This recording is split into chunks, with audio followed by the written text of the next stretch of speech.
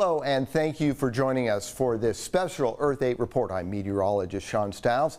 Here at CBS, I'm doing my best to deliver the most accurate microclimate forecast for all of us out there in TV land, but we're also working to help our planet. We all have a responsibility to protect the planet, no matter how small the impact. The Thwaites Glacier in Antarctica adds about 4% to sea level rise every year as it melts.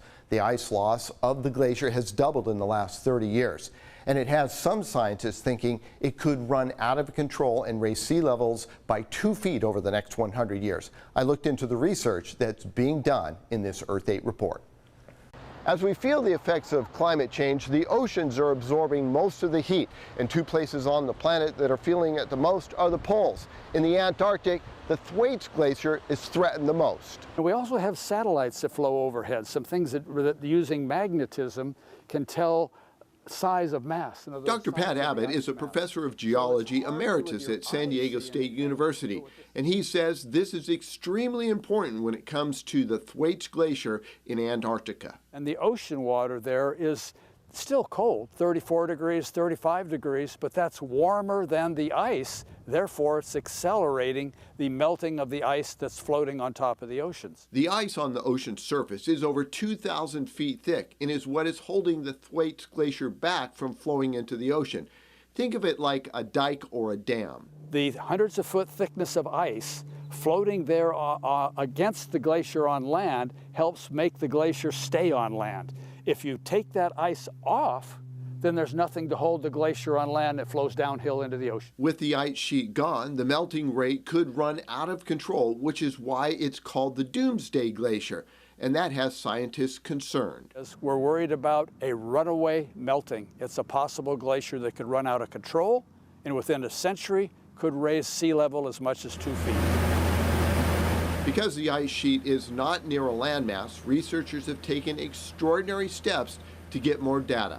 On the western edge of Antarctica lies the Thwaites Glacier. Now, the Thwaites Glacier is one of the largest in the world, and as the ice flows off the continent into the ocean, it's actually melting because the ocean water temperatures are warmer than normal. Scientists are concerned that this actually might make that ice shelf collapse, so they're doing some research. They're taking planes and flying them over the top to measure the thickness of the ice. They're also taking a hot water drill, cutting down through the ice itself, taking samples as they went through, and then on top of all of that, they're taking a robotic submarine to send it down through and take a look at the glacier from underneath.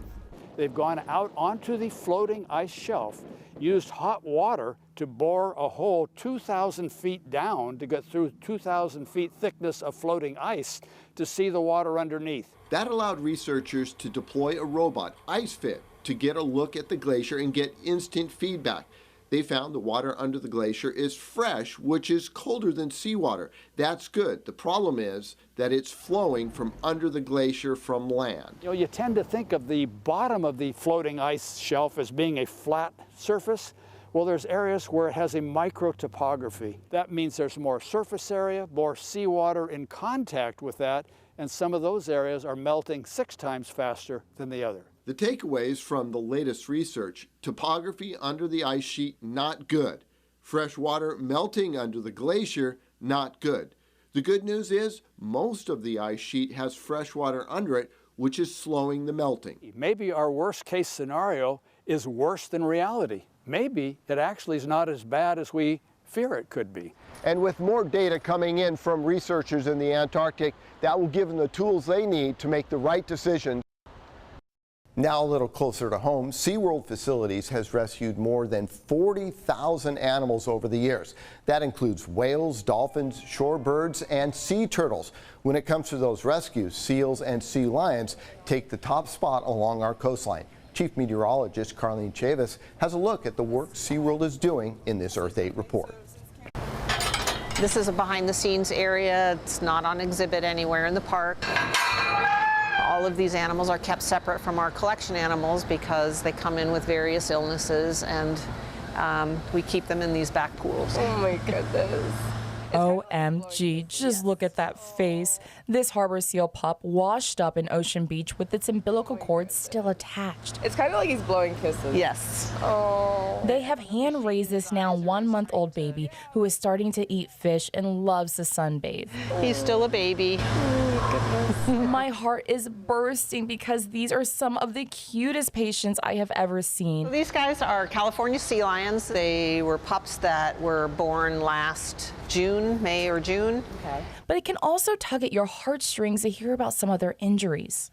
They came in thin, and one of them had wounds on his feet, probably was bitten by another animal. The other one just came in thin. I believe it had an abscess on its head, on the top of its head. Rescue supervisor Kim Peterson says these are common injuries with these youngsters. We're going to work on the cut here. Sea lions are the #1 marine mammal that SeaWorld San Diego rescues, with La Jolla being a trouble spot for them and seals. There's a large sea lion population that is established there by the cove, and so that's where most of the sea lions live, in San Diego area.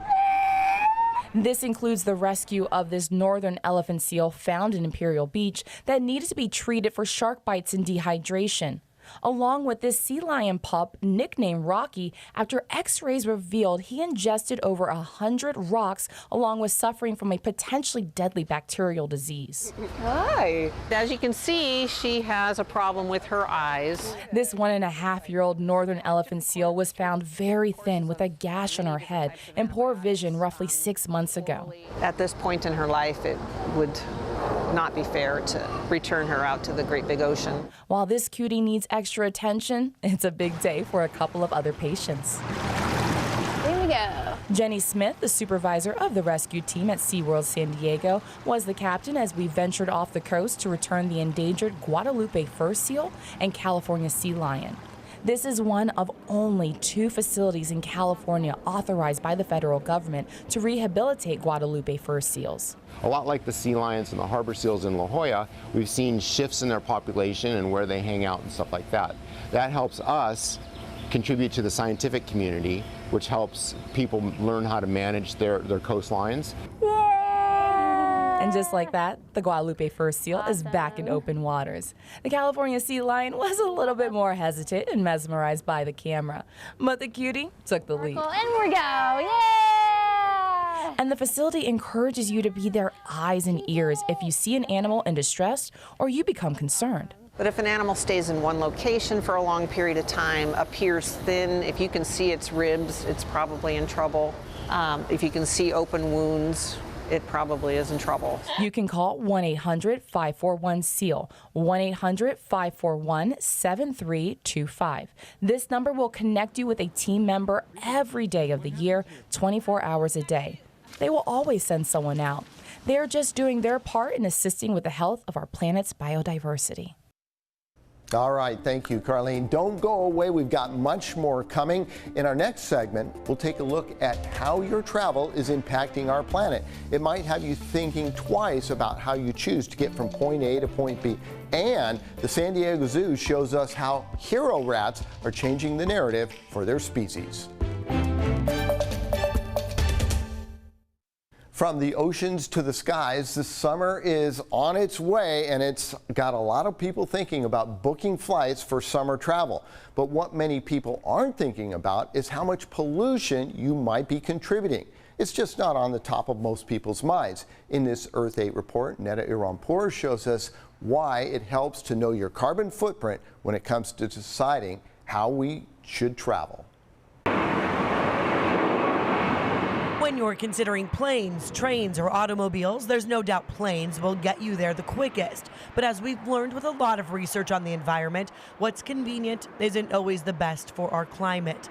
This is not an Earth 8 piece that's going to tell you not to fly. This is an Earth 8 piece that will hopefully help us become wiser travelers. You're cozy in your seat, you're getting your snacks. People are not thinking of the amount that's being emitted, but explain what happens when you're flying. Sure. I mean, when you fly an airplane, it's very energy intensive. It takes a lot of jet fuel to, get that massive machine and all those people and all that cargo into the air. That jet fuel is producing carbon dioxide and other pollutants, which are contributing to global warming. Such a small fraction of the world's population flies in airplanes, but the emissions go out and affect everybody on the planet. Emily Carlton is a research associate with UC San Diego's School of Global Policy and Strategy. Her team looks at carbon's impacts on our planet. I asked her for stats on what I thought would be a typical flight for many people here, San Diego to San Francisco. And take a look at how much higher CO2 emissions are, comparing a flight, which emits nearly 400 kilograms of CO2, to a car at under 350, then an electric car at around 50 kilograms, to a train at about 100. Clearly, the plane has the highest emissions, but even an EV doesn't come with zero emissions, and that's in part due to how we charge them. You're not emitting from your tailpipe anymore, but there are still emissions embedded in the electricity that you're using to power the car. Power companies still use natural gas for electricity in some areas, which is why EVs still also contribute a small amount of carbon.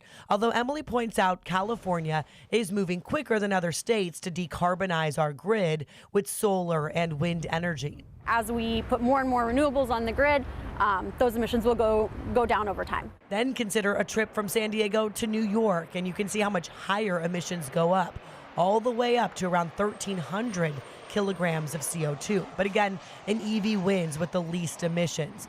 Emily and their team of researchers recognizing aviation as the most emissive way to travel. That said, aviation creates benefits. It connects us in a way that almost no other form of transportation can. And so it's really important to find a solution to decarbonize aviation. Some have tried using waste oils like used cooking oil to fuel planes. There's also research being done right now on electric flight or hydrogen-powered flight. For Earth 8, I'm Neda Iranpour. Yeah, I don't know if I'm on board with that electric flight yet, but I'm sure they'll figure that out. Now, when it comes to rats, it's not always a pleasant thought. However, a giant African rat at the San Diego Zoo is showing off her sense of smell as she improves the reputation of her fellow rats along the way. CBS 8's Evan Narani visited the San Diego Zoo where Runa showed off her skills in this Earth 8 report. She's going to use her awesome sense of smell to find the hidden scent. Meet Runa. She's an African pouched rat. She calls the San Diego Zoo home. Oh, and her incredible sense of smell could be the key to ending wildlife trafficking. Of course, everyone who meets her thinks, what a cute 3-pound rat. I mean, she's bigger than the normal rat. She's showing her intelligence. She has personality, and a lot of wildlife does that. Good job. It may sound too good to be true, but her trainers say it's already becoming reality, with other rats trained just like her, so much so that they've been given the name hero rats. The nose on these giant rats can smell out some of the most trafficked animal parts in the world. And beyond that, help in detecting landmines and even in life-saving human recovery operations following natural disasters. We can use positive reinforcement or operant conditioning to teach her to discriminate between all the other scents in her environment. So we chose chamomile tea, and we're able to teach her that that scent has value. And then from there, she learned her job of go find, target scent, bring back to us. It's through a Belgian-based nonprofit called Apopo that Runa and other rats learn their skills. These moderately tiny but mighty creatures are helping change perception of what some consider a dirty pest roaming the streets. Runa is trained with a target scent, so she's able to discriminate between that scent and other scents to be able to find the one she's specifically looking for, like that. They're smaller, they're a little easier to take care of, less food, less expense for training. You can transport multiple ones in one vehicle. So there's a lot of reasons why rats are a preferred detection animal. And while Runa is an ambassador to the program trained with a chamomile tea scent, almost any other scent can be used during their training. TNT, for example. TNT is a scent you can actually train these rats to discriminate from. And the rats are wonderful because they're so small, they don't detonate the leftover landmines because they're only 3 pounds, takes about 11 pounds to detonate a landmine, and they can actually clear the size of a tennis court in about 30 minutes, which is much faster than a human with a metal detector. And in that sense, based on their small size, they even have dogs beat. She's going to come down onto the table and sniff, sniff, sniff, find the one with the positive scent. In training to detect smuggled wildlife products, the scent of the scales on pangolins, one of the most trafficked animals in the world, could be key to saving the critically endangered species. That she's really using her nose, and that's where we have the 3 blank scents with 1 target scent, and she is 100% correct. She never gets that wrong. No matter how I mix it up, she always finds her target scent and is able to bring that back to the trainers. That means even when scents like coffee, for example, are used to mask a target scent, the rats can still smell past it. So hero rats are really rare in American zoos. There's only 3 zoos that have them, and I think Runa is one of the best trained. She does some great presentations and really educates people about hero rats and the great intelligence and scent detection that they can do. This is why they're called pouched rats. Following training, rats will be brought to a seaport on the African coast for more trial runs. Eventually, more rats could be trained and brought to other ports of entry for their new job. Good girl. At the San Diego Zoo, Evan Narani, CBS 8. That is so amazing. No wonder they're called hero rats. Keep it here on CBS 8. After the break, we'll talk about vernal pools and how they work and how they keep animals alive that are endangered, like spadefoot toads and fairy shrimp.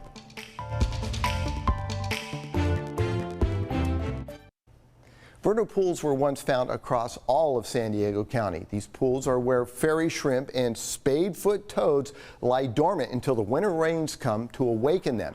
But because of the boom we've seen in development, we've lost all but a few.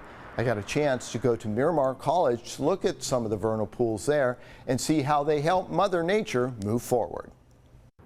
Here on the western edge of San Diego Miramar College is an open field, and just like other open fields in Kearney, Miramar, and Claremont Mesa, that's what they are 9 months out of the year. But once the winter rains come, vernal pools like this are refilled, allowing Mother Nature to be reborn and come forth. On the west end of San Diego Miramar College is a small vernal pool preserve. Sheila Medrak is an associate professor of biology there. And then over here we have one of the vernal pools. It looks like there's kind of a funky little snail. Oh, that's cool. Right there. That is really neat, and that's eating the algae and vegetation in there. Yep. Vernal pools occur after the winter rains on what is left of undeveloped mesas across San Diego County. Medrak says that's when the barren landscape turns into an oasis. All of it is here because of the rains that we had, and it forms this own little temporal ecosystem. It's during this very short window that nature makes her move. Time for these fairy shrimp to potentially hatch out, come back up into an awake state, if you will, reproduce and make more fairy shrimp. And same thing with the spadefoot toads, and then also utilized for all of the other local fauna that live in our area. The San Diego fairy shrimp, along with the spadefoot toad, are federally protected. Their life cycles are very short, and the eggs they lay can survive in the mud when the pools dry up, and then hatch when the rains return next year. So this is part of our vernal pool system that we have on our campus. Vernal pools are a very sensitive wetland type habitat that's protected here in San Diego County. These small creatures are indicators for the rest of the animals that utilize these seasonal wetlands. We have cottontail rabbits out here. We have a lot of small mammals, so rodent species, some of which are potentially protected species in San Diego County, and then upwards of coyotes. We've even had mule deer. The pools also help birds on the Pacific Flyway. San Diego has a ton of bird diversity, especially in the spring, and these kinds of pools become really important to birds that are flying through the area so that they have a source of water. With temperatures rising and the rain slowing down, the pools are starting to dry up. But the good news is, anyone can view them. And so students, faculty, staff, or the general public can come and learn about the flora and fauna that live in this habitat. You're probably wondering why I bother telling you this story about vernal pools that are only here for a couple months out of the year. Well, if you know about something, then you care about something. And if you care about something, you'll want to preserve it for those that are going to come after us, which is very important. And of course, just while we were shooting out there, the camera was down. A coyote ran right past it. It was absolutely amazing.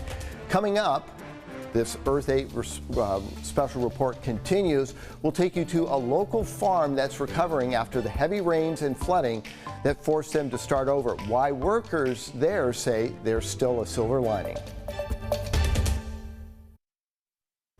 A local farm is making a comeback after the devastating flooding and rains we saw earlier this winter. While the damage hit hard, Wild Willow Farm and Education Center has learned to make the most out of what Mother Nature sent their way. Netta Iranpour takes us to the Tijuana River Valley in this Earth 8 report. The natural elements here make it so special. You know, it feels like we're in the middle of nowhere, but we're right on the edge of an urban area. But those same natural elements can wipe it out in an instant. The Wild Willow Farm is on a floodplain alongside the Tijuana River. And in mid-January, these images show floodwaters taking over the farm after heavy rainfall. The flood kind of covered all of our growing fields and where we're standing now. And it was with a heavy heart, Ann Baldridge tells us, all the crops considered contaminated, so they had to start over. Of course, it was devastating, and it meant that we had to stop selling our produce. A consistent group of people counted on their crops for food, but here they are almost 5 months later, and they're still waiting for those crops to grow. We got a few lettuces in here. Oh, yeah. There are some tomatoes, slightly more mature tomatoes over there. Okay. It took some time to till the land and let the soil rest so the land could be ready for replanting. But in that time, the farmers were able to rethink some of their practices, adding more variety, building their biodiversity. We're really trying to plan big picture, plan for the future, and think, you know, if we're going to continue to farm here, which we will be, you know, how can we withstand when those kind of natural events happen? Along with their crops that are starting to grow now, they do have their orchard. It's full of fruit trees starting to bloom, and a sort of silver lining, this area hasn't needed irrigation in months thanks to the heavy rain. We have a bunch of like sunflowers here and sweet peas and a whole bunch of other flowers coming up. So after a several months long setback, they can now welcome volunteers and students on field trips to learn about farming, composting, irrigation, and of course to meet their goats and their chickens. They also have a calendar full of workshops to teach everything from beekeeping to lip balm making, but most importantly, the lesson of how to work with Mother Nature, a lesson they're always working to figure out so they don't face setbacks in the future. For Earth 8 at Wild Willow Farm, I'm Netta Iranpour. Thank you so much, Netta. Who says you can't have fun while learning something at the same time? That's all the time we have for our show. Thank you so much for joining us here for this Earth 8 special. Hopefully you learned something or a thing or two about our planet we call home. If you'd like to take a closer look at any of the stories we just saw, go to cbs8.com and check out Earth 8. For Earth 8, I'm meteorologist Sean Stiles. I'll see you around San Diego and in the water.